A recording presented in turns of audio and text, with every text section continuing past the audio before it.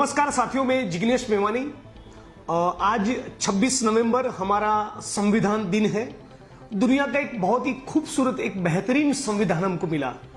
लेकिन जैसा कि खुद डॉक्टर बाबा साहब अम्बेडकर ने कहा था कि संविधान कैसा है केवल उससे नहीं चलेगा, उसको इंप्लीमेंट करने वाले, लागू करने वाले लोग कैसा है उसके ऊपर निर्भर करेगा कि संविधान कितना डिलीवर कर पाएगा। इस मुल्क की जनता को संविधान के जरिए कितना मिलेगा वो निर्भर करेगा कि कौन लोग सत्ता पर काबिज है। आज अनफॉर्चुनेटली कुछ ऐसे लोग सत्ता पर काबिज है जो उस आरएसएस के साथ जुड़े हुए, जिस आरएसएस के लोगों ने पिछले कुछ महीने पहले दिल्ली की सड़कों पर संविधान की कॉपी को जलाया। ये बहुत ही दिलचस्प और इंटरेस्टिंग बात है कि बाबा साहब अम्बेडकर ने मनुस्मृति को जलाया था और आरएसएस के लोगों ने संविधान को जलाया। आज इस मुल्क में इन दो विचारधाराओं के बीच में एक प्रकार से एक द्वंद्व चल रहा है। इस द्वंद्व को भी हमको समझना पड़ेगा।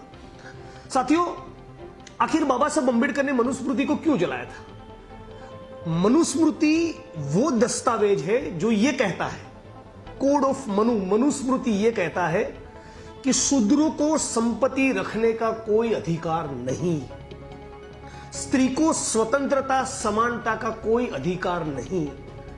मनुस्मृति कहता है कि ढोल गवार पशु शूद्र नारी ये तो सब ताड़न के अधिकारी, यानी कि महिला और शूद्रों को तो मारना ही चाहिए, उनका ताड़न होना ही चाहिए। मनुस्मृति कहता है कि ब्रह्मा के मुख से ब्राह्मण पैदा हुए, उनकी भुजाओं से, बाहु से क्षत्रिय पैदा हुए, जंगा से पैदा हुए वैश्य, और पैरों के तलवे से पैदा हुए शूद्र।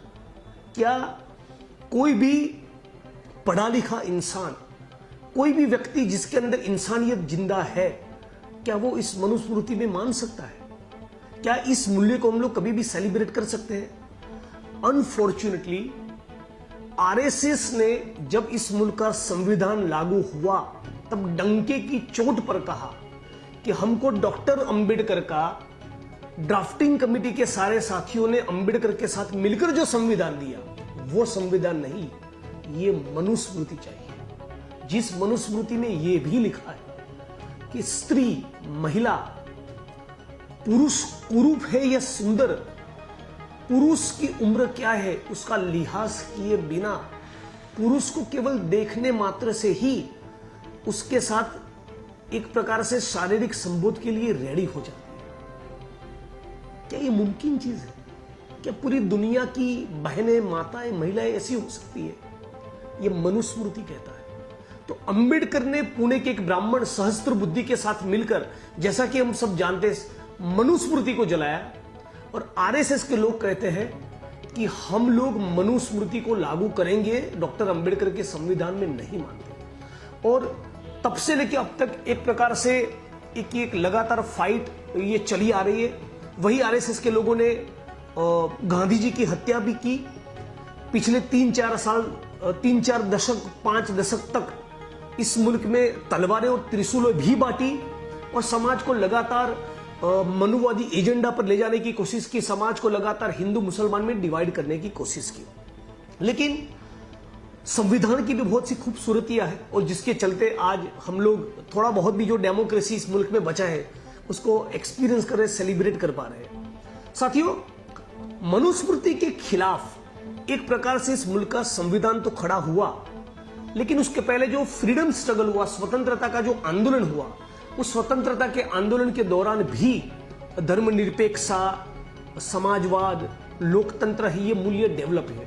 और उन सबको हमारे संविधान में एक प्रकार से इंक्लूड किया गया है। और मनुस्मृति और मनुस्मृति के मूल्य में मानने वाले लोग, इनफैक्ट और भी कुछ रिलीजियस टेक्स्ट ये कहते थे कि यदि वेद मंत्र का उच्चार भी किसी शूद्र के कान पे पड़ जाए तो आग उगलता हुआ शीशा उसके कान में डाल देना चाहिए, मतलब कि एक प्रकार से उसकी हत्या कर देनी चाहिए। वेद मंत्र का उच्चार पड़े तब भी।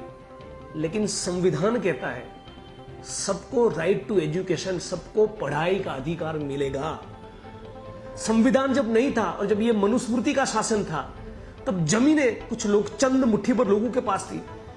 संविधान लागू हुआ, स्वतंत्रता मिली और लैंड रिफॉर्म्स के कानून बने, तो अब जमीन दलित, आदिवासी और ओबीसी में भी आवंटित हुई। तो जो लोग चाहते हैं कि सफाई कर्मी गटर में उतरकर मरता ही रहे, जो लोग मानते हैं कि छुआछूत जिंदा रहे, मनुवाद लागू हो और जाति व्यवस्था बनी रहे, वो लोग ही मनुस्मृति को सेलिब्रेट करते हैं। और आपके और हमारे जैसे लोग जो बुद्ध में मानते हैं, जो कबीर में मानते हैं, जो रैदास में मानते हैं, जो नानक में मानते हैं, जो स्वतंत्रता के आंदोलन के दौरान जो मूल्य उसमें से इमर्ज हुए उसको सेलिब्रेट करते हैं, हमारी डाइवर्सिटी को, मल्टीकल्चरलिज्म को सेलिब्रेट करते हैं, जो मानते हैं कि सचमुच विविधता में एकता होनी चाहिए, वो लोग इस मुल्क के संविधान को सेलिब्रेट करते हैं। आज साथियों, संविधान के ऊपर आरएसएस और भाजपा ने एक प्रकार से हमला बोल दिया है। संविधान का आर्टिकल 19 कहता है कि freedom of speech and expression, आप अपनी बात कर सकते हैं, लेकिन जब दाभोलकर, पंसारे, कलबुर्गी और गौरी लंकेश अपनी बात रखने की कोशिश करते हैं तो उनकी हत्या कर दी जाती है। कोई एक्टिविस्ट या कोई पत्रकार या कोई बुद्धिजीवी अपनी बात रखने की कोशिश करता है, यदि वो आरएसएस और बीजेपी के खिलाफ है तो उसके ऊपर राष्ट्रद्रोह के मुकदमे लगते हैं। सारी हमारे डेमोक्रेटिक इंस्टीट्यूशंस को जो बाबा साहब अम्बेडकर और उनके बाद के सालों के दौरान इस मुल्क की जनता को दी, उन सबके साथ एक प्रकार से खिलवाड़ और इसके साथ टेम्परिंग हो रहा है। कोई भी विपक्ष का नेता, कोई भी पत्रकार, कोई भी लड़ने वाला आदमी, कोई भी आंदोलनकारी बोले तो उसको राष्ट्रद्रोही बोल दो, एंटी नेशनल बोल दो, उसके खिलाफ फर्जी मुकदमे करो, उसके घर पे सीबीआई का छापा करवा दो, उसके घर पे ईडी भेज दो।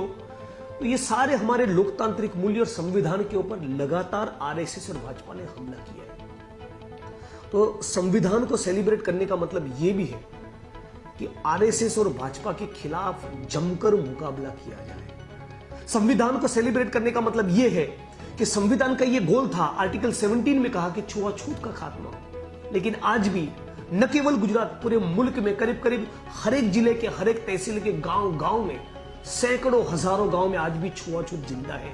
इस छुआछूत को खत्म करना पड़ेगा, मैन्युअल स्कैवेंजिंग को खत्म करना पड़ेगा। संविधान कहता है कि केवल पॉलिटिकल इक्वालिटी नहीं, इकोनॉमिक और सोशल जस्टिस भी होना चाहिए, केवल पॉलिटिकल जस्टिस नहीं। आप भी एक वोट दे सकते हैं, मैं भी एक वोट दे सकता हूं, लेकिन समाज में ऊंच नीच का परसेप्शन, ऊंच नीच का ख्याल अभी जिंदा है, तो उस ख्याल को भी खत्म करना पड़ेगा। आज हम बात करेंगे जो हमारा संविधान कहता है कि सोशल जस्टिस के साथ साथ इकोनॉमिक जस्टिस भी हो, लेकिन क्या देख रहे हैं, अभी 2 दिन पहले ही खबर आई कि ये गौतम अदानी साहब, उनकी संपत्ति मुकेश अंबानी से भी ज्यादा बढ़ गई। पूरे कोरोना के इस पीरियड के दौरान, पिछले 1-1.5 साल के दौरान इस मुल्क में हम लोगों ने देखा, भारत की 35-40 करोड़ आबादी की मंथली इनकम 2800 रुपये हो गई थी, जबकि एक मुकेश अंबानी हर घंटा 90 करोड़ कमा रहे थे। एक मुकेश अंबानी 27 माल की बिल्डिंग में रहता है और हजारों लाखों दलित, आदिवासी, ओबीसी, पिछड़े, अति पिछड़े, अपने सर के ऊपर उनके पास शेल्टर नहीं है।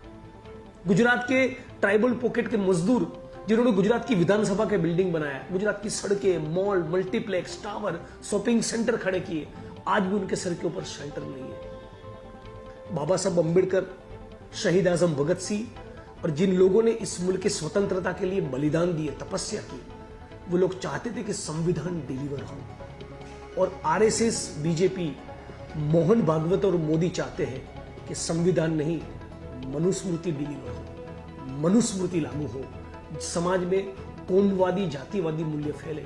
हमारा संविधान कहता है स्वतंत्रता, समानता, बंधुत्व, लेकिन आज बंधुत्व के बजाय, कौमी एकता के बजाय मॉब लिंचिंग के नाम पे दलित और मुसलमान की आए दिन हत्याएं होती हैं। तो साथियों, मैं इस वीडियो के माध्यम से आप तमाम साथियों को अपील करूंगा कि आप लोग संविधान को पढ़िए। हमारे संविधान में आर्टिकल 14 जो है, इक्वालिटी बिफोर लॉ, कानून के सामने सब बराबर है, उसको समझिए।